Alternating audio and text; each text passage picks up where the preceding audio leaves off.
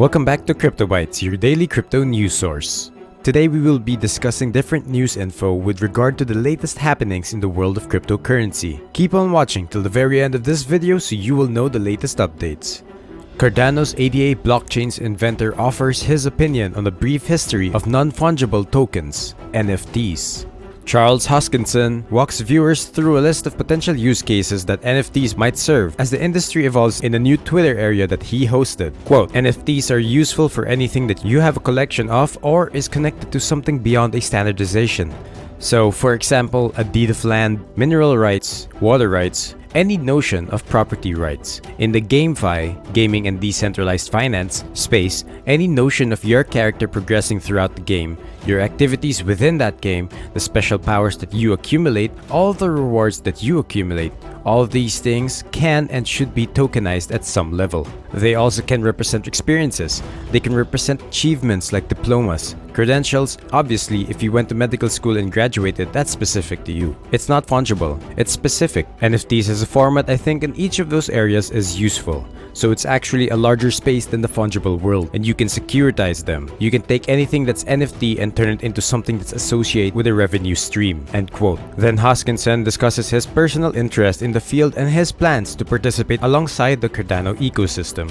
Quote, what I want to do is just get involved with the high level, metaverse, GameFi, and something related to collectibles, and then watch how those things evolve. And then I'll worry about things like governance, interoperability, and these types of things, and sort of let the commercial people figure out different ways to make money. A lot of what is at the end of the rainbow is going to be complex intellectual property negotiations, license deals. Like, we've had some discussions about how you represent a patent portfolio as an NFT, how you can sell the rights to the portfolio, and then how that can turn into interest earning future profits on that. We can securitize as a non-diluted way of guaranteeing capital for a business. If you're a pharmaceutical company, for example, you have to sell stock. If you can pre-sale part of your patent portfolio on the anticipation of it generating money, there's a lot of little stuff like that that can be done. End quote. The founder of Cardano believes that NFTs will have a significant impact on how influencers and companies interact with their audiences, maybe beginning with the video sharing app TikTok. Quote, tokenization of brands is also becoming increasingly more transparent, especially in a world where influencers and TikTok people, I think, are going to be the first wave to tokenize their brands. But to be honest with you, I'm surprised by the growth and scale of the NFT space. It's gone from nothing to very substantial in a very short period of time. End quote. According to reports, the US Department of Justice has opened a criminal investigation into the FTX breach that resulted in the loss of approximately $400 million. The US Department of Justice is opening a criminal investigation into the $400 million FTX breach, according to a Bloomberg article that cites persons with knowledge of the situation. According to the study, it's unclear if an insider or a hacker was responsible for the attack. Over-the-counter OTC trading was the preferred method for many cryptocurrency investors to acquire or sell cryptocurrency prior to the emergence of controlled exchanges. Because investors have less faith in CEXs as a result of the FTX crash, they may seek for alternate ways to convert between fiat and cryptocurrencies. This might result in a greater demand for crypto OTC services. To discover more about the health of OTC markets at the moment, Cointelegraph spoke with BestChange, a Russian aggregator of OTC crypto exchanges.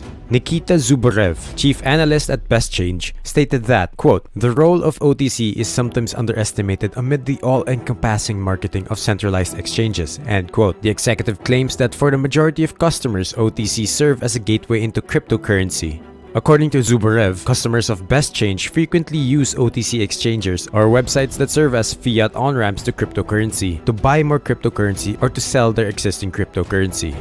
Quote, if for the Central European countries and the countries of North America, there are quite convenient ways of direct replenishment from a bank card, then for the countries of Eastern Europe and Central Asia, there are no such options, and exchanges remain the only convenient way to work with cryptocurrency, end quote, Zuborev stated. The exec also pointed out that the latest industry events could have a positive effect on the crypto OTC segment, stating, quote, thanks to the fiasco of the FTX executives, our segment could see a significant influx of users even outside of a traditional market. We expect that 2023 could be the year of decentralization and accelerated development of decentralized apps." End quote. BestChange, which was founded in 2007, offers crypto to fiat transfers using services like PayPal, Payoneer, Skrill, and others, as well as Visa and MasterCard credit and debit cards. BestChange, which is presently governed by the Russian Federation, intends to progressively relocate its corporate headquarters to Dubai. The CEO emphasized that BestChange has been intending to grow outside of Russia for some time. Thus, the relocation has nothing to do with the country's existing geopolitical challenges or other problems.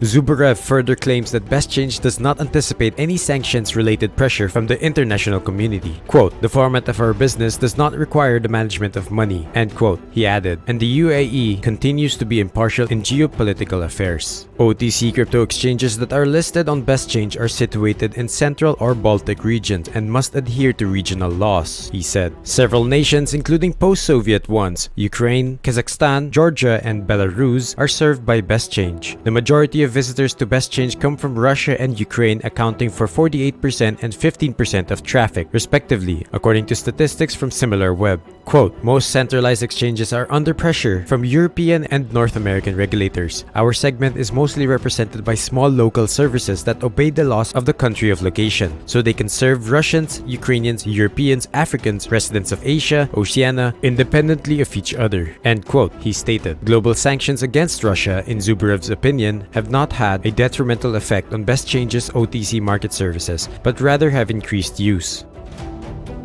This Christmas, Bitcoin tickers down to $16,694, breaking records as the price movement below $17,000 causes unprecedented suffering for hodlers. Investors are sitting on more losses than ever before, according to data from on-chain analytics company Glassnode, which includes both short-term and long-term investors. BTC USD has not recovered since the FTX crisis put crypto markets into a tailspin. For investors who purchased in more recently, its decline to levels last seen 2 years ago has caused concerns because theoretically, they are nursing negative returns on their investment. But the suffering goes far deeper than that, because Glassnode now reveals the full scope of unrealized losses that trouble both newbies and seasoned pros alike. Current BTC price levels are a nightmare for both short-term holders and long-term holders. Entities that hold incoming coins for less than or more than 155 days are referred to as STHs and LTHs respectively. According to the most recent data, the amount of STH Bitcoin held at a loss